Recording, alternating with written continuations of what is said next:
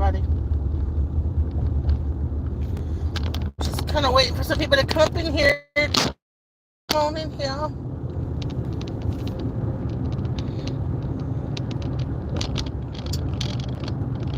So, today, I was supposed to do a thing with a babalawo, like have another babalawo.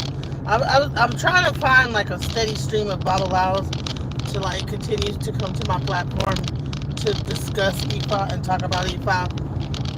For so long, this religion has been like kind of like in secrecy, and I think it's kind of time for people to like, I don't know, I think it's time that people know more about it. It's so cloaked in, because of the priesthood of it. It's been like cloaked in mystery, but I think that mystery is what has made it survive this long. It has made the fact that people kept it under wraps and didn't like, make it mainstream and this, that, the other. It to a certain extent,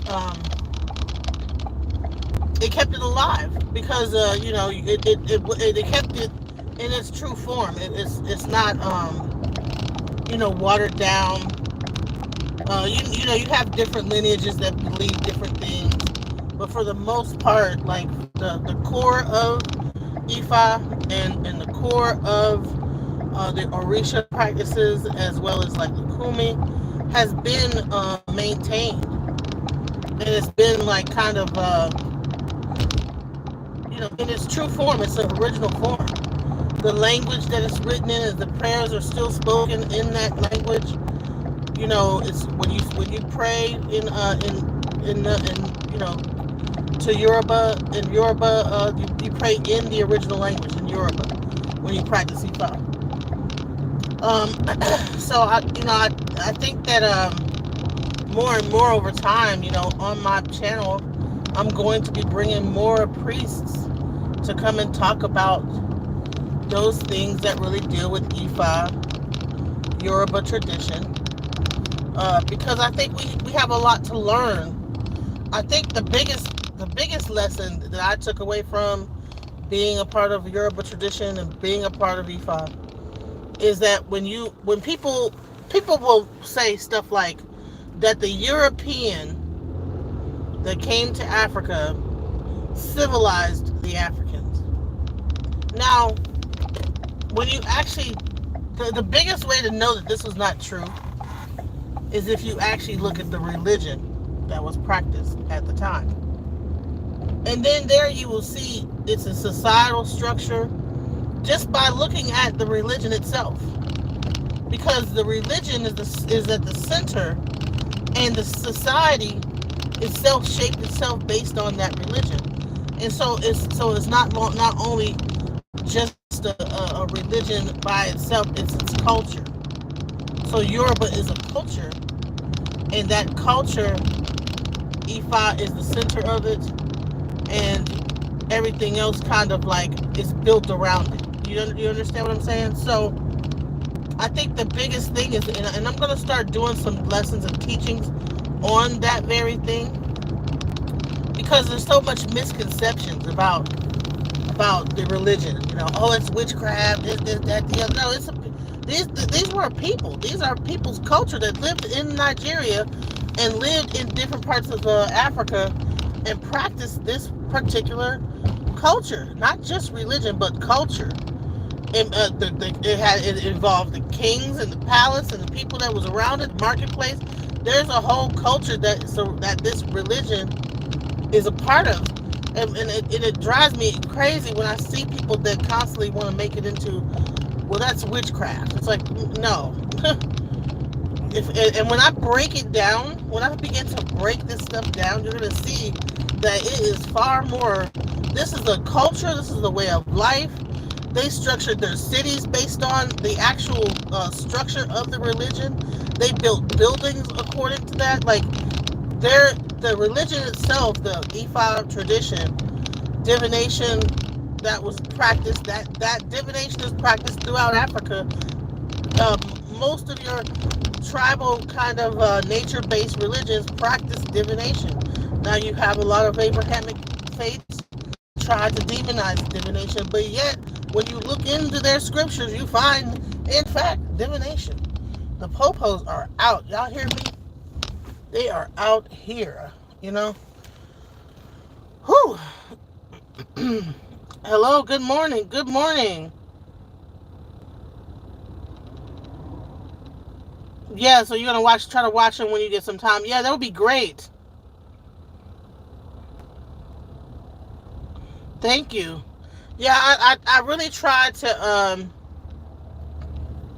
I gotta figure out how to get the word out there more. I'm still learning how to promote on YouTube. I think I'm supposed to like do more videos than live streams, but I think I gotta chop the stuff up and put them into videos, and then try to promote that way, because I think the live streaming kind of limits. But I think that if it's like with YouTube, you can either do either or. Like you can't have a channel that does shorts, videos, and live streams. I guess I don't know. It's like if you're on a live stream, that's it. So YouTube is finicky, and lately I've been having a hard time really getting back into the algorithm after I got that strike for colorism. The colorism thing. They said it was copyright. I was doing a commentary on the Jubilee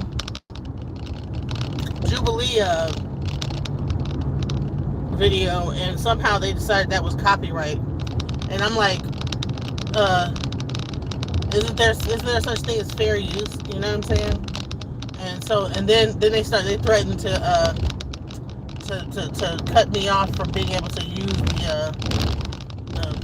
the messenger to get help from YouTube if I continue to like make an issue about it. But YouTube has some interesting laws that it's kind of hard to figure out. You know what I'm saying? Like, okay, well, is it fair use or not fair use? Well, how can you have a whole?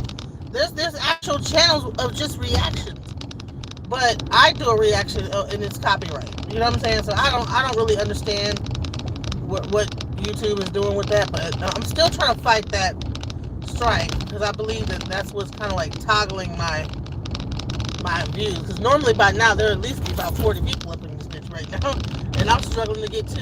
You know what I'm saying? So it doesn't matter, because I'm still gonna talk my mess, because people come later on and watch it. I'll get a lot of people on the replay. They might not see it live, but they'll come back on the replay and see what I'm talking about.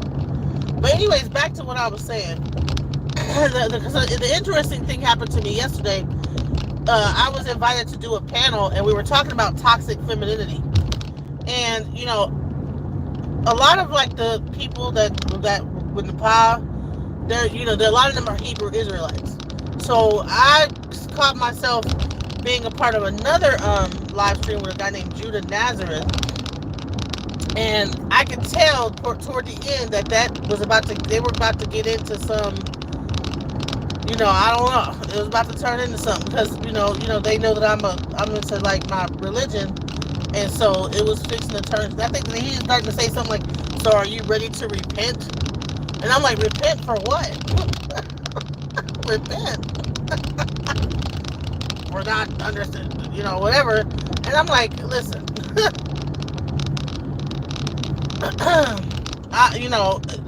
people need to have religious tolerance."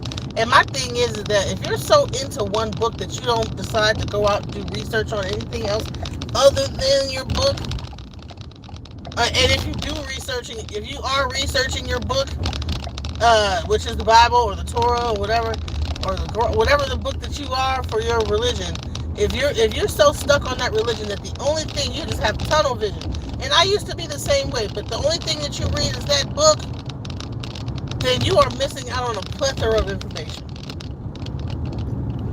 You understand? You're missing out, because there's a lot of information out here. That's why I also like my spirituality, that I'm in, is because of the fact that it does not limit me to one book. It does not limit me to the Odu Ifa. I'm actually able to to go out and learn different things, and also see the similarities. When you actually are able to, when you don't have like that restriction, that's kind of demonizing you, if you go outside of it, then you realize how similar those things are to what that everything really is. That there really isn't a lot of a difference, and everybody's fighting over nothing. When we have these religious battles of which one is the best, and this, that, and the other, it's all saying the same thing any damn way, in different ways. One, well, the focus might be a little bit different on this end versus the other end. This one might focus on the law. This one might focus on the community. This one might focus on, technology. This one might focus on health. So if you combine all that stuff, you'll be a pretty well-rounded individual. Especially if you're actually trying to be a healer. How can you be a healer and then you're looking down on the person that you're healing and thinking they're going to hell? I don't understand how a Christian, because imagine, say you're a Christian and you believe in Jesus Christ, and then a Hindu person walks into your office. Now, are you thinking to yourself that person is going into the eternal flames because they don't believe in Jesus?